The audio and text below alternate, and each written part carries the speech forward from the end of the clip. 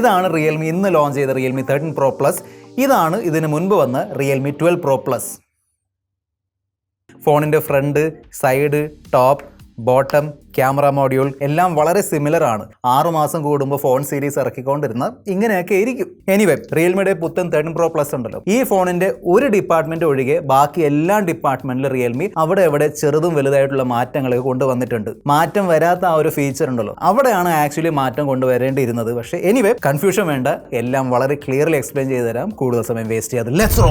First മാറ്റമാണ് ഇത്തവണ തന്നിരിക്കുന്ന ഈ ഒരു ഗ്ലാസ് ബിൽഡ് ഡിസൈൻ. മോനെ ഡിസൈൻ എന്നാണ് റിയൽമി പറയുന്നത്. ബേസിക്കലി മോനെ എന്ന് പേരുള്ള ഒരു ഫ്രഞ്ച് പെയിന്റർ ഉണ്ടായിരുന്നു. പുള്ളിയുടെ പെയിന്റിംഗ്സിൽ നിന്ന് എടുത്ത ഇൻസ്പിറേഷൻ ആണ് ഇതിന്റെ ബാക്കിൽ കാണുന്നത്. ഓക്കെ, ഇതിന്റെ എക്സാക്ട് ഒരു പർപ്പിൾ വേരിയന്റ് കൂടെ ഉണ്ട്. എന്നോട് ചോദിക്കുകയാണെങ്കിൽ ഈ ഒരു ഗോൾഡൻ വേരിയന്റ് ആണ് എനിക്ക് ഇഷ്ടപ്പെട്ടത്. റിയൽമിയുടെ ഒരു ഫോണായിട്ട് വീഗൻ ലെതർ ബാക്ക് വരാതിരിക്കില്ലല്ലോ. എമറാൾഡ് ഗ്രീൻ അല്ലെങ്കിൽ ഒരു ഡാർക്ക് ഗ്രീൻ കളറിലുള്ള വീഗൻ ലെതർ ബാക്കും വരുന്നുണ്ട്.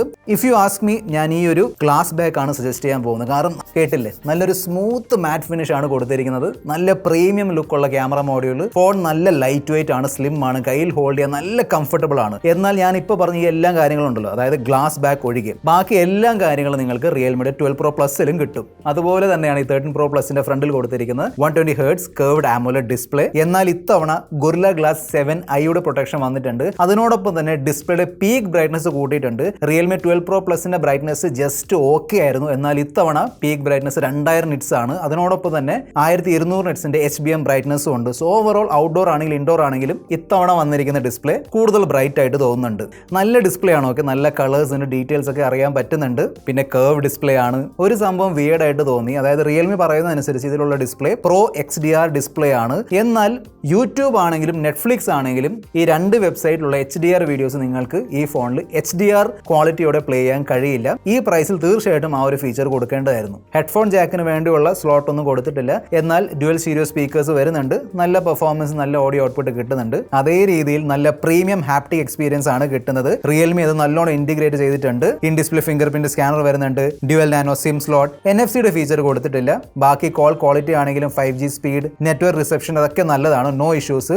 ഇത്തവണ ബാറ്ററി കപ്പാസിറ്റി കൂട്ടി 5200 mAh ആക്കിയിട്ടുണ്ട്. നല്ല ബാക്കപ്പ് കിട്ടുന്നുണ്ട്. ഈസിലി നിങ്ങൾക്ക് ഈ ഫോൺ 1 day യൂസ് ചെയ്യാൻ പറ്റും, നോ പ്രോബ്ലം. അതിനോടൊപ്പം തന്നെ കൂടെ വരുന്ന 80 വാട്ടിന്റെ ചാർജർ ഉപയോഗിച്ച് നിങ്ങൾക്ക് ഈ ഒരു ഫോൺ 3/4 മണിക്കൂർ അല്ലെങ്കിൽ മാക്സിമം 50 മിനിറ്റ് കൊണ്ട് ഫുൾ ചാർജ് ചെയ്യാൻ പറ്റും. 50 മെഗാപിക്സലിലെ സോണി IMX890ക്ക് പകരം 50 മെഗാപിക്സലിലെ സോണി ലിറ്റിയ 701 സെൻസർ, 64 മെഗാപിക്സലിന്റെ ഓംനി വിഷൻ പെരിസ്കോപ്പിന് പകരം 50 മെഗാപിക്സലിന്റെ Sony Lytia 600 sensor. Ultrawide camera same 8 megapixel ആണ്. നല്ല ക്യാമറ പെർഫോമൻസ് ആണ് തരുന്നത്. ഓക്കെ, ഒരു കംപ്ലൈന്റ് മാത്രമേ ഉള്ളൂ, അല്ലെങ്കിൽ ഒരു സജഷൻ മാത്രമേ ഉള്ളൂ. അത് ഞാൻ വീഡിയോയിൽ ഷെയർ ചെയ്യുന്നുണ്ട്, അതിനുവേണ്ടി വെയിറ്റ് ചെയ്യുക. ഈ ഫോട്ടോ കണ്ടു നോക്കുക. അത്യാവശ്യം നല്ല ഡീറ്റെയിൽസും കളേഴ്സ് ഒക്കെ ഉണ്ടല്ലേ. ഇത് 1x 2x 3x ഒന്നുമല്ല, 6x സൂം ഫോട്ടോസ് ആണ്. ഓക്കെ, സോ നമ്മൾ ക്ലോസ് അപ്പ് ഫോട്ടോസ് എടുക്കുമ്പോഴും അല്ലെങ്കിൽ വൈഡ് സീനറിയുടെ ഫോട്ടോസ് എടുക്കുമ്പോഴും നല്ല കളേഴ്സ്, നല്ല ഡീറ്റെയിൽസ് കിട്ടുന്നുണ്ട്. നാച്ചുറൽ കളേഴ്സ് പ്രതീക്ഷിക്കേണ്ട. കുറച്ച് ബൂസ്റ്റഡ് ആണെങ്കിലും നല്ല ഐ പ്ലീസിങ് കളേഴ്സും ഫോട്ടോസ് ആണ് തരുന്നത്. പോർട്രേറ്റ് ഫോട്ടോസിലുള്ള എഡ്ജ് ഡിറ്റക്ഷൻ ആണെങ്കിലും സ്കിൻ ടോൺ ആണെങ്കിലും നല്ലതാണ്. ഈവൻ ടെലിഫോട്ടോ ക്യാമറ വെച്ച് എടുക്കുന്ന 3x പോർട്രേറ്റ് ഫോട്ടോസ് ഉണ്ടല്ലോ, അതിലും നല്ല ഔട്ട് തരുന്നുണ്ട്. ചില ഫോട്ടോസിൽ സ്കിൻ ടോൺ, ഇതാ കണ്ടില്ലേ, സ്കിൻ ടോൺ ലേശം സ്മൂതനിങ് കാര്യങ്ങളൊക്കെ നടക്കുന്നുണ്ട് ചില ഫോട്ടോസിൽ. പിന്നെ ഇതിന്റെ ടെലിഫോട്ടോ ക്യാമറ വെച്ച് നമുക്ക് ഇത്തരത്തിലുള്ള ബ്യൂട്ടിഫുൾ ക്ലോസ് അപ്പ് മാക്രോ ഫോട്ടോസും ഷൂട്ട് ചെയ്യാം. നോർമലി റിയൽമിയുടെ സെൽഫി ക്യാമറ പെർഫോമൻസ് എനിക്ക് ഇഷ്ടപ്പെടാറില്ല, പക്ഷേ ഇതിന്റെ സെൽഫി ക്യാമറ പെർഫോമൻസ് നല്ലതാണ്. നല്ല കളേഴ്സും ഡീറ്റെയിൽസ് ഒക്കെ വരുന്നുണ്ട്. പോർട്രേറ്റ് സെൽഫീസിലുള്ള ബാക്ക്ഗ്രൗണ്ട് ബ്ലറും കട്ടൗട്ട് ഒക്കെ നല്ലതാണ്. ലോ ലൈറ്റ് അല്ലെങ്കിൽ നൈറ്റ് ഫോട്ടോസ് എടുക്കുമ്പോഴും നല്ല റിസൾട്ട് കിട്ടുന്നുണ്ട്, നല്ല കളേഴ്സ് കിട്ടുന്നുണ്ട്. ഗ്രെയിൻസും കുറവാണ്. ഇവിടെയാണ് എന്റെ ചെറിയൊരു കംപ്ലൈന്റ് വരുന്നത്. അതായത് ഇതിന്റെ പോർട്രേറ്റ് ക്യാമറ വെച്ച് നമ്മൾ ലോ ലൈറ്റ്, കണ്ടില്ലേ, ലോ ലൈറ്റ് അല്ലെങ്കിൽ നൈറ്റിൽ ഫോട്ടോസ് എടുക്കുമ്പോൾ ചെറിയ രീതിയിലുള്ള ഒരു ഷെയ്ക്ക് അല്ലെങ്കിൽ ബ്ലർ വരുന്നുണ്ട്. ഇതാ കണ്ടില്ലേ, ഈ ഫോട്ടോയിലുണ്ട്. എപ്പോഴും ഇല്ല, ഓക്കെ, ചില ഫോട്ടോസിൽ മാത്രമേ ഇത് വരുന്നുള്ളൂ. സോ അത് റിയൽമി എന്തായാലും ഇംപ്രൂവ് ചെയ്യണം. 8 മെഗാപിക്സൽ അൾട്രാവൈഡ് ആണ് കൊടുത്തിരിക്കുന്നത്. സോ ആ ഒരു പെർഫോമൻസ് പ്രതീക്ഷിച്ചാൽ മതി.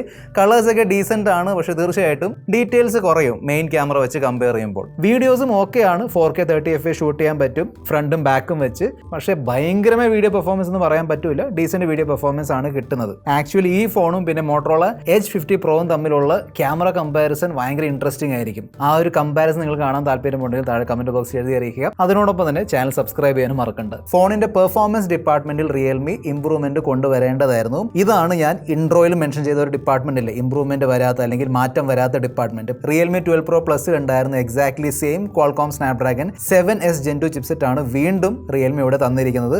എനിക്കറിയാം ഈ ഫോൺ ഒരു പെർഫോമൻസ് ഫോൺ അല്ലെങ്കിൽ ഗെയിമിംഗ് ഫോൺ അല്ല, ഇതൊരു ഓൾറൗണ്ട് ഫോണാണ്. അതുകൊണ്ട് തന്നെ ഈ പ്രൈസ് റേഞ്ചിൽ വരുന്ന പോക്കോ F6 ഉണ്ടല്ലോ, അതിലുള്ള Qualcomm Snapdragon 8s Gen 3 chipset, ഭയങ്കര പവർഫുൾ 8s Gen 3 ചിപ്സെറ്റ് ആണെങ്കിലും റിയൽമിയുടെ തന്നെ Realme GT60 Snapdragon 7+ Gen 3 chipset ആണെങ്കിലും ഇതൊന്നും ഞാൻ ഇവിടെ പ്രതീക്ഷിക്കുന്നില്ല. പക്ഷേ അറ്റ്ലീസ്റ്റ് ഇതേ പ്രൈസ് റേഞ്ചിൽ വരുന്ന മോട്ടോ H50 Pro ഉണ്ടല്ലോ, അതിലുള്ള സ്നാപ്ഡ്രാഗൺ 7 Gen 3 ചിപ്സെറ്റ് എങ്കിലും കൊടുക്കാമായിരുന്നു. ആക്ച്വലി ഇതാ കണ്ടില്ലേ, AnTuTu സ്കോർ 6.8 ലാക്ക് മാത്രമേ കിട്ടുന്നുള്ളൂ. ഈ ഒരു സ്കോർ നമുക്ക് ഈസിലി 25,000 രൂപ താഴെയുള്ള ഫോൺസിലും കിട്ടും. മോട്ടറോള ഫോണിലുള്ള 7 Gen 3ക്ക് 8.3 ലാക്ക് വരെയുള്ള AnTuTu സ്കോർ കിട്ടുന്നുണ്ട്. ബെറ്റർ ചിപ്സെറ്റ് വരുന്നതുകൊണ്ട് ഗെയിമിംഗ് പെർഫോമൻസ് മാത്രമല്ല ഇംപ്രൂവ് ആവുന്നത്, ക്യാമറ പെർഫോമൻസ് ഇംപ്രൂവ് ആവും. സോ അതായത് ഇവിടെ ഓൾറെഡി നല്ല ക്യാമറ പെർഫോമൻസ് ആണ്, എന്നാൽ 7 Gen 3 ആയിരുന്നെങ്കിൽ കുറച്ചും കൂടി ബെറ്റർ ക്യാമറ പെർഫോമൻസ് കിട്ടിയേന്. So value for money performance എന്ന് പറയാൻ പറ്റൂല. ഡീസെന്റ് പെർഫോമൻസ് ആണ്, അതായത് നോർമൽ യൂസിനൊക്കെ വേണ്ടി ഓക്കെ ആണ്, അവിടെ ഇഷ്യൂ ഒന്നുമില്ല, സ്മൂത്ത്നെസ് കിട്ടുന്നുണ്ട്. പ്ലസ് വേണമെങ്കിൽ കാഷ്വൽ ഗെയിമിംഗ് ഒക്കെ ചെയ്യാൻ പറ്റും. ഫോണിന്റെ പ്രൈസ് വെച്ച് നോക്കുമ്പോൾ ലേറ്റസ്റ്റ് ആൻഡ്രോയിഡ് 14 ആണ് തന്നിരിക്കുന്നത് വിത്ത് ലേറ്റസ്റ്റ് റിയൽമി UI 5.0. പിന്നെ അറിയാലോ, Realme bloatware add recommendation king ആയി മാറിയിരിക്കുകയാണ്. ഈ കാണുന്ന എല്ലാവരുടെ ഫേവറേറ്റ് ആയ ഹോട്ട് ആപ്പ് ഹോട്ട് ഗെയിംസും വരുന്നുണ്ട്. പിന്നെ ഞാൻ ആ OnePlus ഫോണിന്റെ വീഡിയോയിൽ പറഞ്ഞിട്ടുണ്ടായിരുന്നല്ലോ, ഗ്ലോബൽ സെർച്ചിൽ റെക്കമെൻഡേഷൻ, അതായത് താഴേക്ക് സ്വൈപ്പ് ചെയ്യുമ്പോൾ ഗ്ലോബൽ സെർച്ച് വരും, അവിടെ എന്ത് സെർച്ച് ചെയ്താലും റെക്കമെൻഡേഷൻസ് കാണിക്കുന്നുണ്ട്. പിന്നെ അവിടെ ഇവിടെ ഇനിയുണ്ട് ആക്ച്വലി ആഡ്സ് റെക്കമെൻഡേഷൻസ് ഒക്കെ, അതൊക്കെ എടുത്ത് കളയേണ്ടി വരും. ഈ വീഡിയോ കണ്ടു നോക്കുക, നമ്മുടെ ചാനൽ കിടപ്പുണ്ട്. ലോഞ്ചിന് മുന്നേ ഷൂട്ട് ചെയ്യുന്നതുകൊണ്ട് എക്സാക്ട് പ്രൈസ് എനിക്ക് അറിയില്ല, പക്ഷേ എനിക്ക് തോന്നുന്നത് ഓഫറൊക്കെ ചേർത്ത് 30,000 റുപ്പീസിൽ വരാൻ ചാൻസ് ഉണ്ട്. നിങ്ങൾക്ക് ഈ ഒരു ഫോൺ 30,000 റുപ്പീസിൽ കിട്ടുന്നുണ്ടെങ്കിൽ I feel this will be the best photography phone under 30,000. Okay, DSLR മാറി നിൽക്കും, DSLR ചത്തു, റിയൽമിയുടെ ഫോൺ കൊന്നു, ഇതൊക്കെ മാർക്കറ്റിംഗ് ഗിമ്മിക്സ് ആൻഡ് ട്രിക്സ് ഒക്കെയാണ്, അതൊക്കെ അവർ ചെയ്തോട്ടെ. ഒരു സ്മാർട്ട് ഫോണിലുള്ള പരിമിതികൾ വെച്ച് നോക്കുമ്പോൾ നല്ല ഫോട്ടോഗ്രാഫി എക്സ്പീരിയൻസ് ആണ് തരുന്നത്. എന്നാൽ എവിടെ പോയി നമ്മുടെ ആശാൻ? DSLR ആണ്, അവൻ അവിടെ ഇരുന്നോട്ടെ. ഇതേ പ്രൈസ് റേഞ്ചിൽ വരുന്ന മറ്റ് 2 ഓൾറൗണ്ട് ഫോൺസ് ആണ് H50 Pro and OnePlus Nord 4. ഈ രണ്ടിൻ്റെ വീഡിയോ നമ്മൾ ചെയ്തിട്ടുണ്ട്, കണ്ടു നോക്കുക. ഇവിടെ ക്ലിക്ക് ചെയ്യുക. This your friend mister perfect tech signing off. Good bye.